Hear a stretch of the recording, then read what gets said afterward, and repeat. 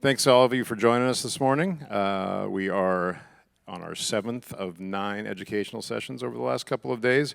This is going to be a really interesting conversation between Brian Norris of NBCUniversal, Daniel Rodic of Clearco, Clearbank, about funding your media campaign.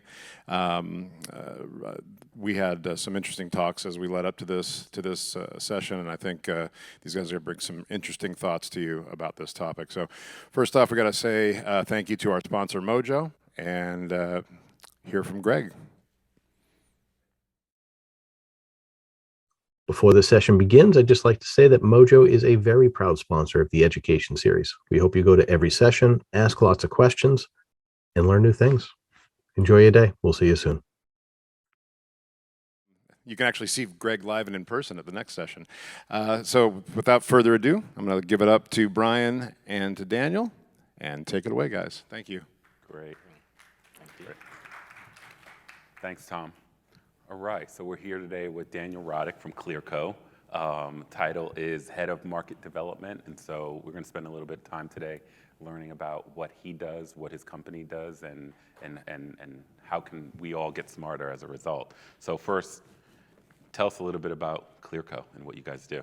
Yeah, I mean, I'm first of all super excited to be here. I can't believe it's been, 2 years since I've sat on a stage and done something like this and hung out with people in person, so thank you all for having me. I mean, quick background on myself and the company. I was an entrepreneur my whole life, built and sold a couple of businesses in the e-com space up until 2019. Brian and I think met before that, so it's a pleasure to be here with you as well. And decided to join the investing side. A company used to be called Clearbank.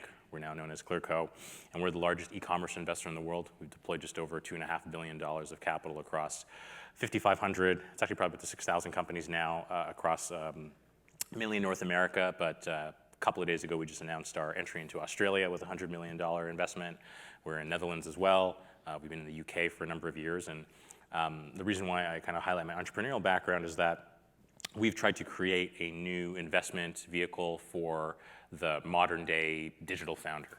My very first company was a subscription e-commerce business, and we were forced to bootstrap the business because there was just not a good funding environment for us back then. It was about 10 years ago to actually capitalize the business. It wasn't a true venture backable business, but bank loans and bank debt wasn't really an option for us as well because we didn't really have any assets to put up as collateral.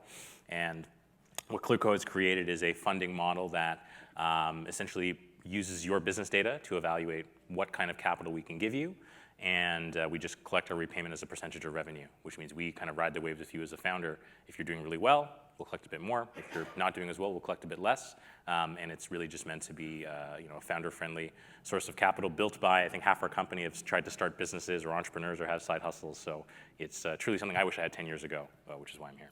Great. Thank you, Daniel. So I guess maybe I'm going to ask you to explain it in ways that people like me can understand. So if we've all watched Shark Tank before, right? So as an entrepreneur, I'm an entrepreneur. I have a brand new direct-to-consumer company, and I want to work with Clearco. How much of my company am I going to have to give up? 0. So no, we don't take any equity. We don't take any liens, any warrants. The model's pretty straightforward. It's kind of 3 simple steps you can think of. It first starts by you come in, you connect your Shopify store or your Stripe account, wherever you collect payments from your customers. Within 20 minutes to 24 hours, we're actually able to make a financing decision. And we'd say, hey, you're eligible for $10,000, $500,000, $1 million, whatever it might be. And then obviously you have all of your documents together in order. Within 48 hours, we can actually give you access to this capital. It probably takes about a week to 2 weeks.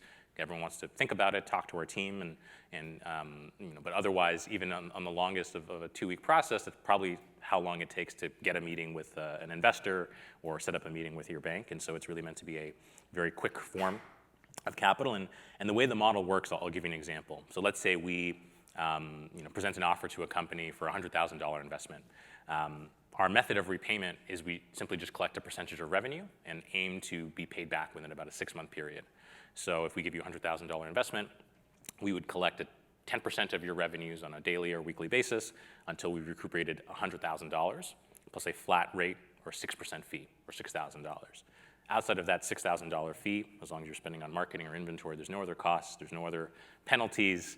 It's here's $100,000, you owe us $106, and hopefully we get paid back within 6 months. But if, as all good founders and entrepreneurs know, business doesn't always go to plan, and we're here to support you if things don't work out. And that's really, it's a simple model that we've tried to build. Great, great. I think that's a great explanation. I think most of us, when we think about funding our businesses, we think about the VC route where we're giving up a percentage of our business and stuck with that loss of equity permanently. So thank you for that explanation. So can you just talk to us a little bit about some of the sectors that you and your company focuses on? So one thing that's really interesting to me is because the model is built off of the data of the business, and I mean this in a positive way, we don't look at what product are you selling, what industry are you in, where you came from, what state you're in, what city you're from. We simply just look at the ones and zeros of the business. We match it against, I think we have about 35,000 companies that we benchmark all this data against to make these investment decisions. And so as a result of that, it's helped us invest into 8 times as many women as traditional VC, 30% more founders of color as it compares to traditional investment vehicles, because anyone can access it. And from a sector perspective, as long as you're an e-commerce business selling a scalable product or service, and whatever you can envision your head as e-commerce, we'll most likely have an offer for you. And it's rare to come across an investor that is so open to that, because really we just look at, are you seeing revenue growth in your business? And we'll support you along that journey. And then the investment size, it just really depends on really the meritocracy of the business. If you have more revenue, you have more growth, you can access more capital. If you have less, you'll get smaller investments until you grow. But we're otherwise sector agnostic within the broad sector of e-commerce. Got it, thank you. So let's take a hypothetical. Me and a couple of my buddies from business school, we have this great idea and we want to start this business. We have the business plan, we've done the pro forma, we've done all of our legwork, but we actually haven't stood up a business. Mm-hmm. Can I come to your company for funding? Yeah, so we require at least 6 months of history, which in the scheme of businesses is not a lot, but in the scheme of pre-revenue, we couldn't help. And so that's where we leverage some of our key partners. One of our closest relationships was a company called Indiegogo. And so what they help you do is essentially launch a pre-sale for your product, and certainly we direct you there. And we actually have a funding vehicle for e-commerce companies launching on Indiegogo, where if you get to $40,000 of pre-sales, you can essentially take from that and use that to draw on those funds even before you've finished your campaign to invest in marketing or other things to drive more sales into that. Got it. And so we recognize we are best when we have data to make decisions on, and then we rely on some of our other partners who are better at the pre-revenue or pre-launch stage to help our founders in that regard. Great, thank you. So you mentioned marketing, so we can get into it a little bit and being able to fund campaigns. Can you just talk about the unique value proposition that Clearco brings to the marketplace in terms of helping businesses graduate and move into a marketing space? How can you and your company help them do that? Well, really, we've built the model around our capital is meant to invest into growth. And so, we're here talking about you don't give up equity in your business. You're not taking a loan. It's not we're anti these products. We have a diverse network of banks and VCs that we actively work with to refer our companies to help support that growth. But when you think about uses of capital versus cost of capital, this is an important distinction to make as a business owner. When you raise an equity round, the investor's looking for a 3x, 4x, 5x, 10x return. And so you should invest that money into things that can generate that kind of return, which is growing a new team, launching a new market. We talked about, I think on the last panel, I was listening about opening up a new distribution center. Those are like 0 to 1 things that may or may not work out, but if it works out, it'll have a massive impact on the business. As it ties to marketing, once you're at some level of scale, to a certain extent your economics. If I put $1 into this Facebook ad, or if I run a campaign with NBCU and I see these kind of returns, it's relatively predictable within a band. And that's where our capital comes in, where we incentivize our customers to say, you should spend this money on marketing and inventory, and this is kind of the most efficient use of this money. You can spend it elsewhere. We won't give you as favorable terms on those because that's not what we're built for. We're built for spend it on marketing and inventory, because that's what's going to drive growth of the business, and rely on other sources to fund the other parts of your business. And so outside of just the the capital, we have a whole network of partners that we help connect our companies with based on the data that we have. So we'll know, for example, this food and beverage brand has this sales growth, but has this return on ad spend. And here's how it benchmarks against their peer set of anyone labeled with that same category. We can start making recommendations to them saying, hey, do you know that you rank in the bottom third of this thing? Here are 3 partners that we know, that we vetted, that can help improve this metric. Would you like to connect with them and meet with them? And that goes from either agency partners or different ad channels. It kind of varies based on what the need of the customer is at that point. And it's really, we're trying to help them grow outside of just capital along with other services. So, I want to, talk about growth from a brand standpoint. So do you look at profitability versus growth at all costs when you're working with these brands? Yeah, so certainly there's a floor of the business is losing a lot of money. It's not going to be a good investment for us. But if the unit economics are sound from a gross margin perspective, so are you making money on a per unit sale of the good, which most D2C businesses are in that position. Really, we are trying to help these companies grow their top line growth, because that unlocks a lot of opportunities for them. Once you get to a certain scale, all of a sudden you can invest in things like SKU expansion, selling more products, which all of a sudden will improve your conversion metrics, will improve your return on ad spend. And so that's why we really try to work with our companies to make sure that they're seeing steady revenue growth, and the liquidity in terms of how much money they have in the bank and the profitability of the business they're sound companies. Right. But we're really just trying to help them grow and really meet their hopes and dreams and objectives. And most of that is unlocked by hitting a certain revenue growth milestone, which helps them think about, how do I sell my business? How do I exit my business? And those are other areas we're experimenting with to see if we can help as well. So one could argue that the real benefit of working with Clearco is not just the cash, but the guidance that you're getting on your growth journey. That's our hope, and it's really just leveraging all the data that we have to do that, where no one else in e-commerce will have across all the different platforms, because we'll see what your Shopify data is, your Amazon data, your payment processors, and over time we'll add more and more platforms. We can have a holistic view of how this is looking like overall, and then help make recommendations on either how to spend your capital or who you should be working with to help improve certain parts of the business.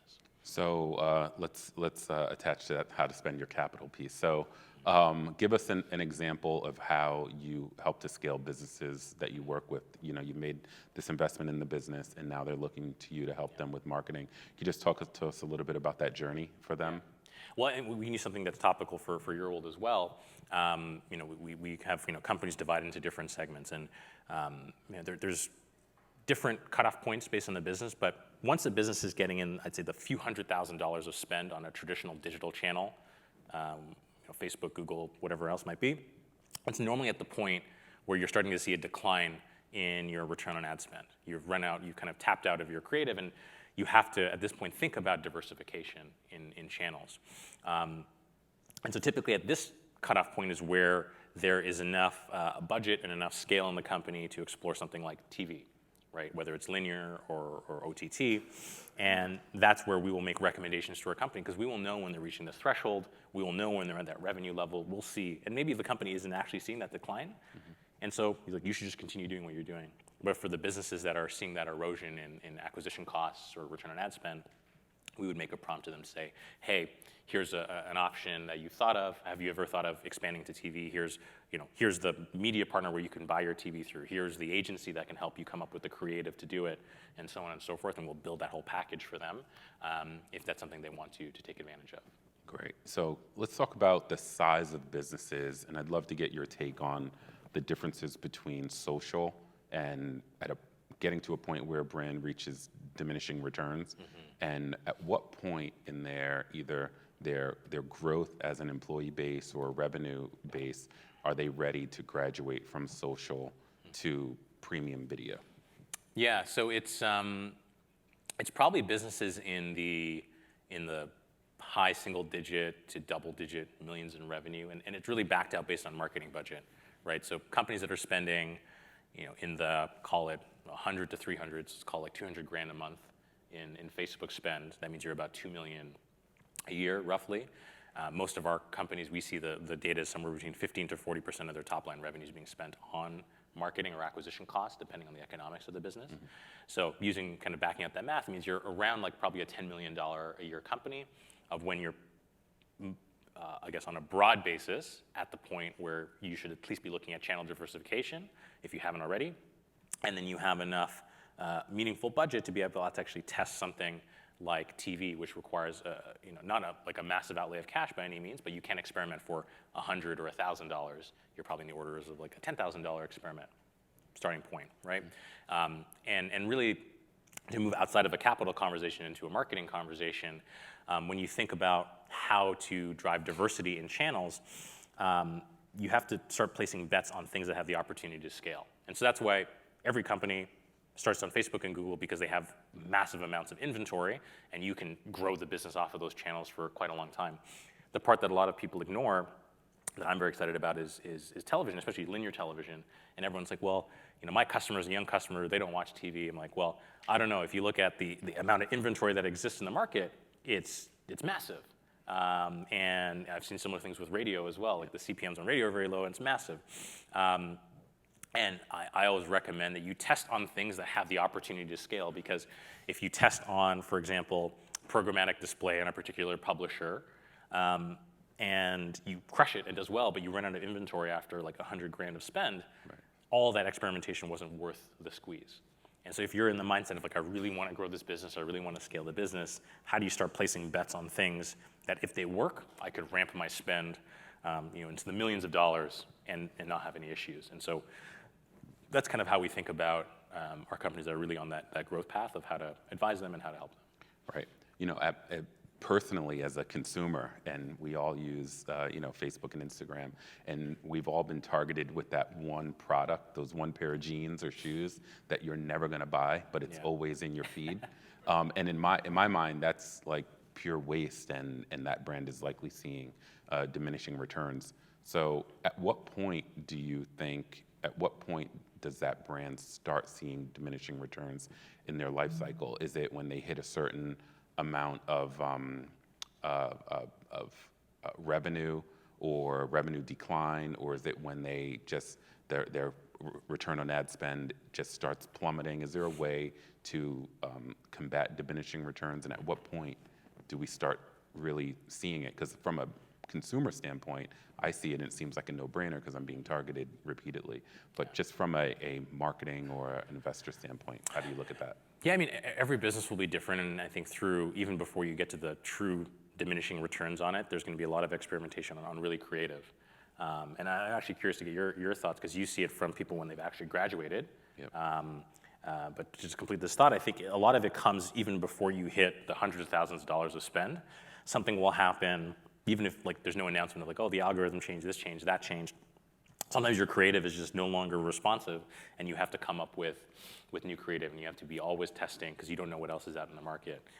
So an example, like another partner that we have at Clearco is a company called Pencil.ai, and what they do is they take your raw, like text and brand colors and assets, and they use AI to generate video creative very, very quickly, and it ties into your Facebook algorithm to see, okay, what video creative had the best return on ad spend?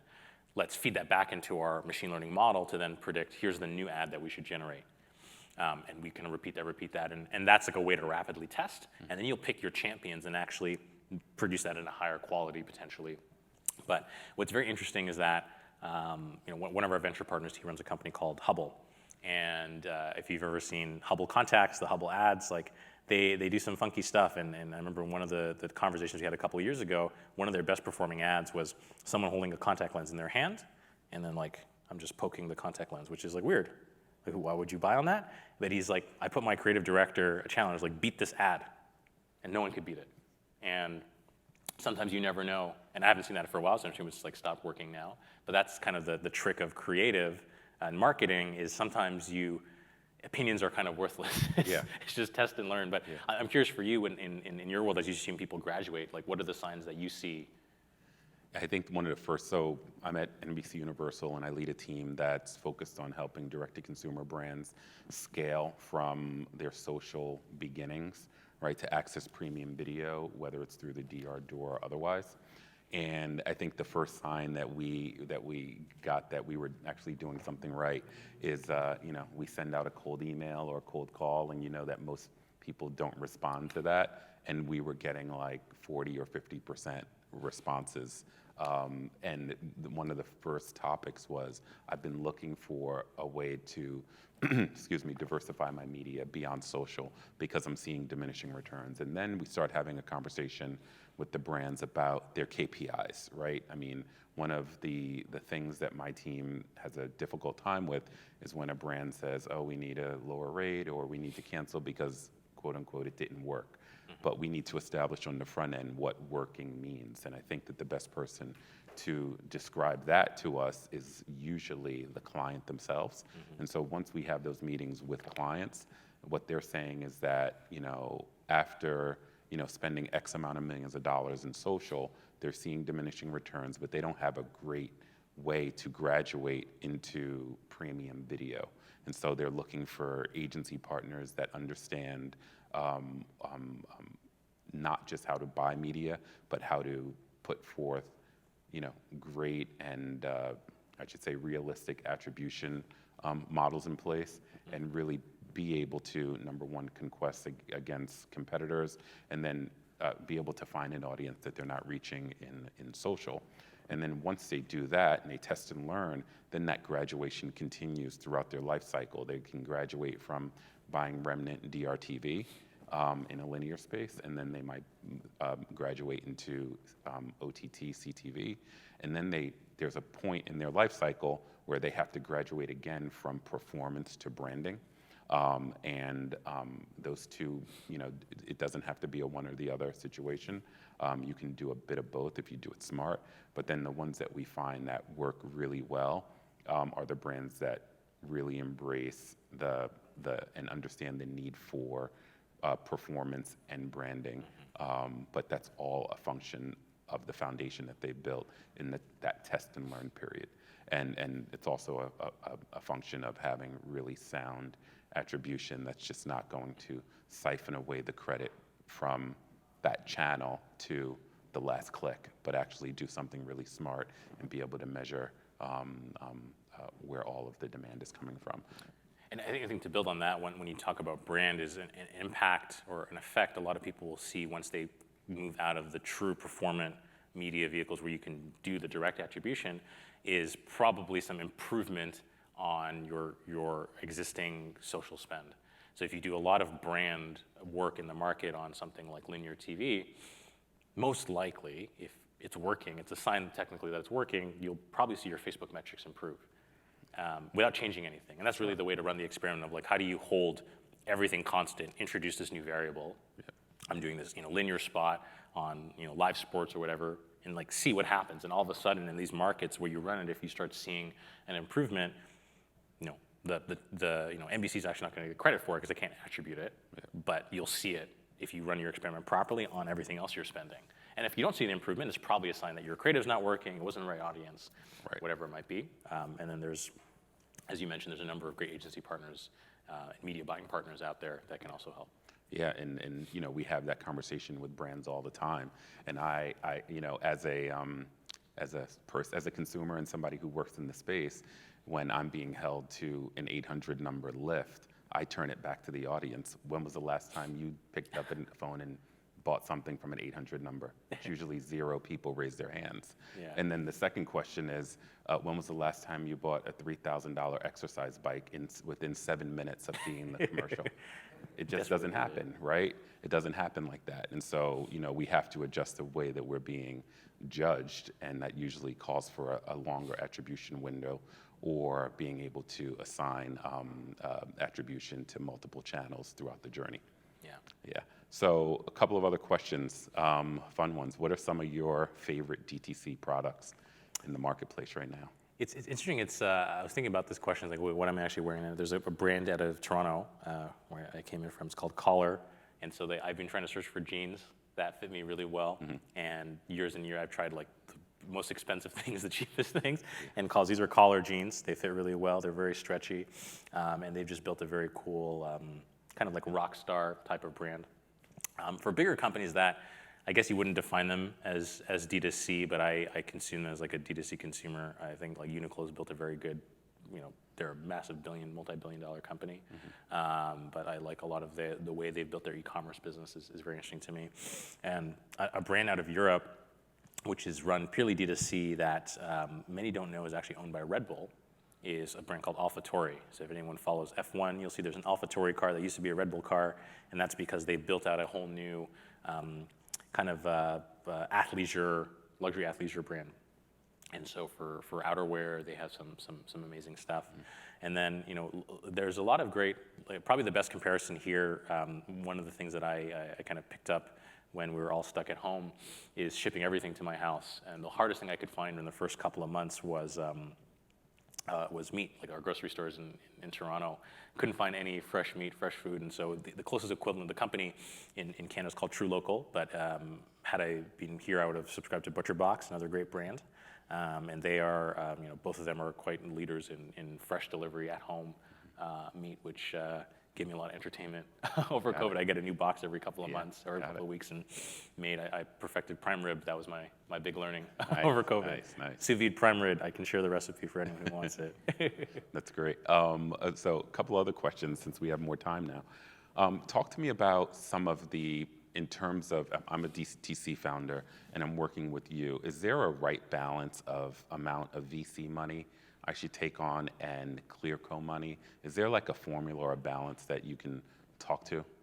I think it really depends on like what are your ambitions for the company, and also can you find the right partner from an equity investment perspective. So we have one of our founders, a company called Farm Girl Flowers, and she talked very publicly about her story.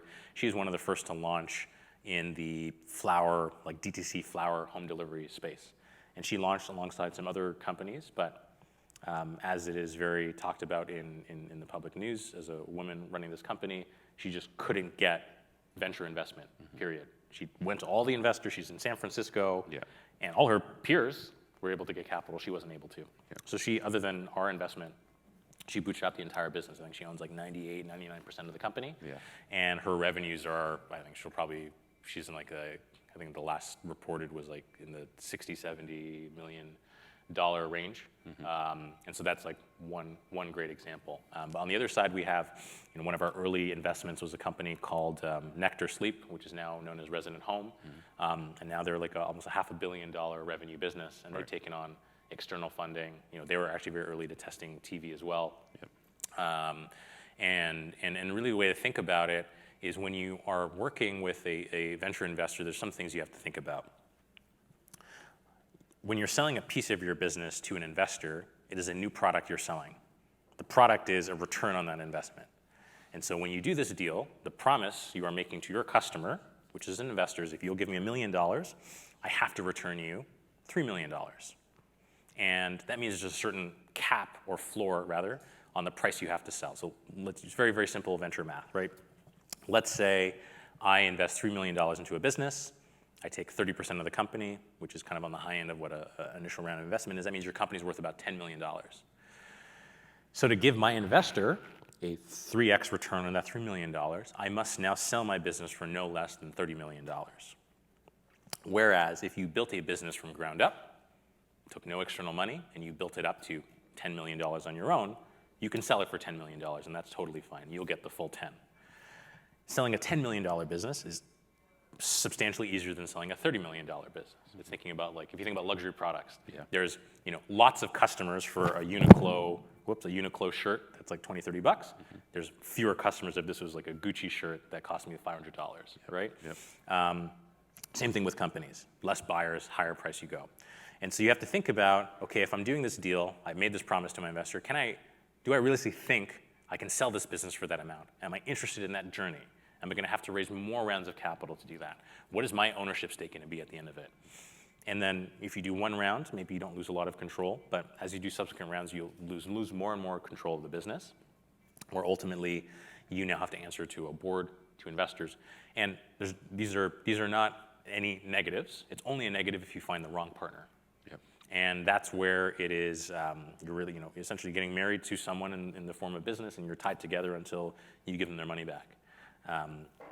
One other variant that's typical in venture investing is that the initial investment is, it takes priority. Meaning, same example, if I put $3 million into a business and the business sells for, even if I own 30% of the business, right? And things don't work out, I sell the business for $4 million. In typical contract, the investor gets the first 3. So they actually take 75% of what's earned. Okay. Right?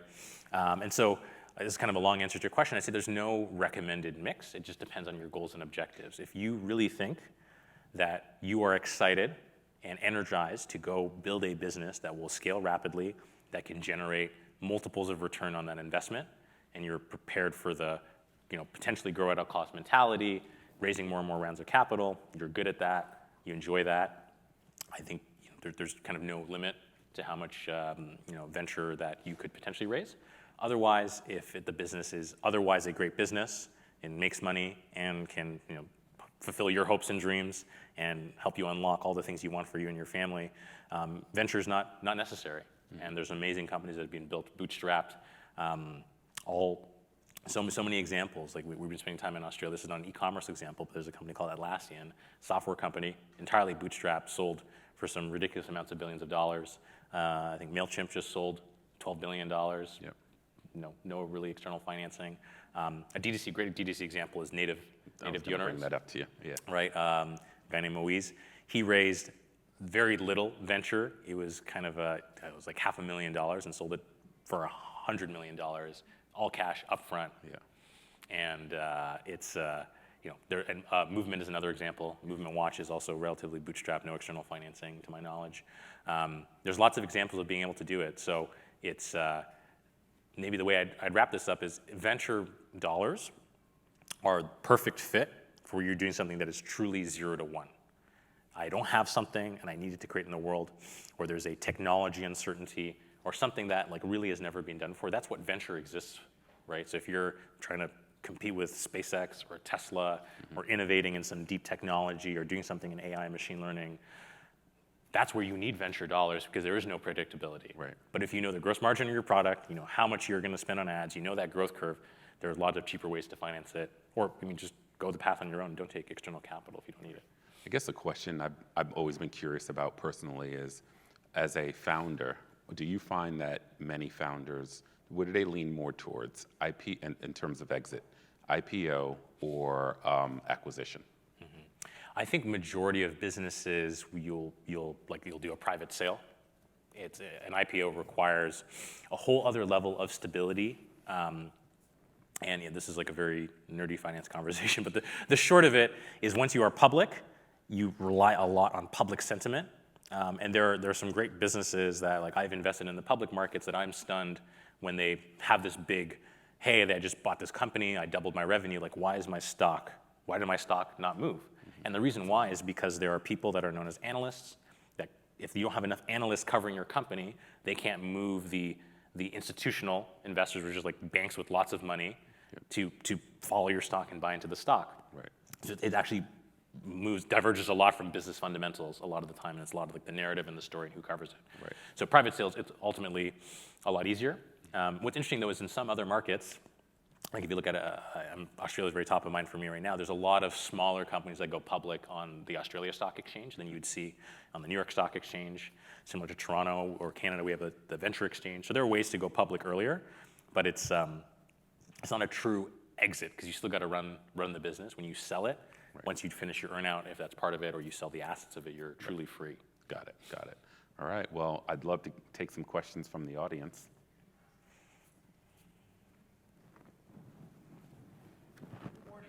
Morning.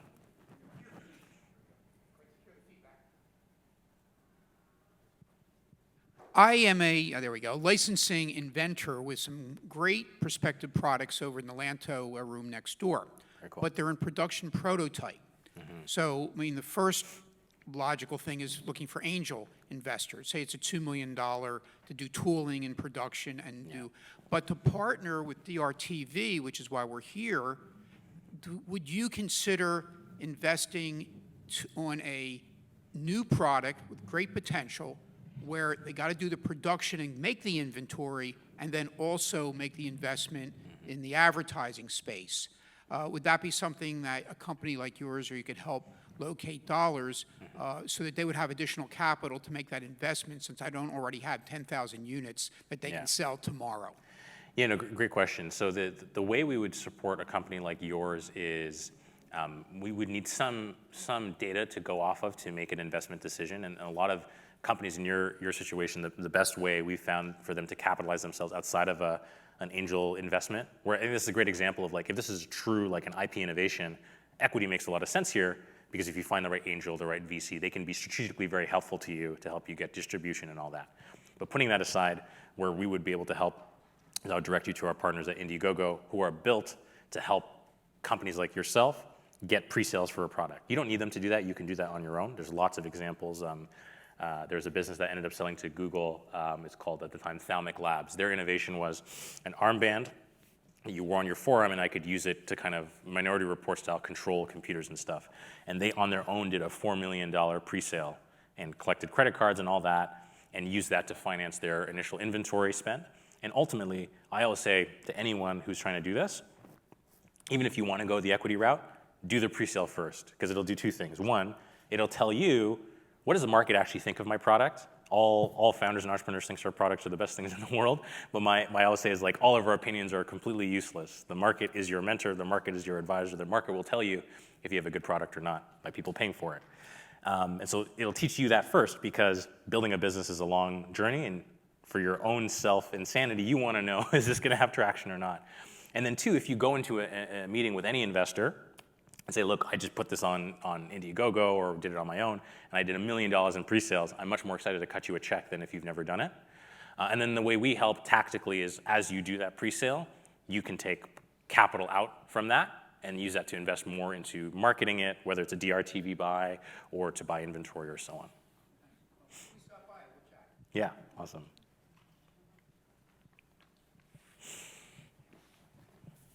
Thank you. And sorry, I was dropped in a little late, but I am curious. I've actually had some experience a little bit with Clearco. We didn't go all the way down the path, but it was a great experience.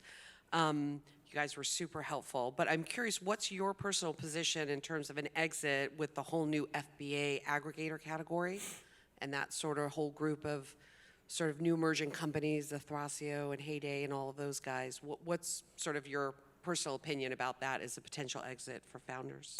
I mean, I think it just gives more optionality to founders. It's a space that we're looking at and figuring out, how can we advise our companies or help them navigate that process? Because before, even now, the way the market's evolved, I'd say there's still a substantial number of companies that just never even contemplate, like, oh, I could sell this thing. I could sell this thing at $1 million in revenue.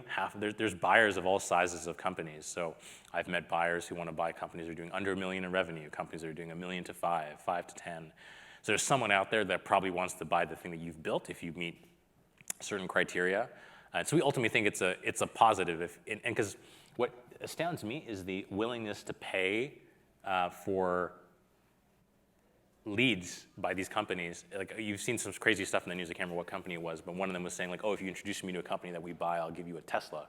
And I'm like, that's insane. That's crazy. So ultimately, as founders, we're like pro that. Like, more people that want to put money into these companies or acquire these companies, give founders an early exit, by all means, that's great. I think on the back end of it, it'll just come down to really what this is a private equity play. Can these companies aggregate all these dollars, gain efficiencies, and they themselves sell it or package it? Or, the theory is that one of these could one day become the next Procter & Gamble, the next Unilever, and so on. That's the hope and theory. And I think really the only thing that's missing for a lot of them is brand building, which we've talked about before. Of why does everyone kind of sleeps on these big companies? They're like, oh, like P&G's so sleepy, whatever. Tide is a $10 billion company, right? Yeah. The person who runs Tide probably personally makes more money in compensation than all the founders of all the laundry companies combined. Yeah. And it's because they've built brand for, I don't know, like 100 years. Yeah. And they're smart. These big companies are smart. And I think they're an interesting player in the acquisition space too. They're not going to buy 1,000 companies, but they'll buy the native. They'll buy the Harry's. I mean, that deal, unfortunately, didn't move as we wanted to. But they know their gaps of like, okay, we don't understand the D2C space as well as we'd like. So let's make a few bets, buy a few companies. They bought Trish & Walker as well, and they'll learn. Like it's a learnable, if someone in their basement can learn and build like a, a couple $1 million business, Procter & Gamble can surely figure it out. And so that's, to me, that's exciting. That's a really exciting opportunity, and that's really the real competition for companies. If you really want to build a lasting, scalable business, how do you think about how do I one day be the next Tide of the world? And that takes time, money, a good product, more than anything else, and a good brand.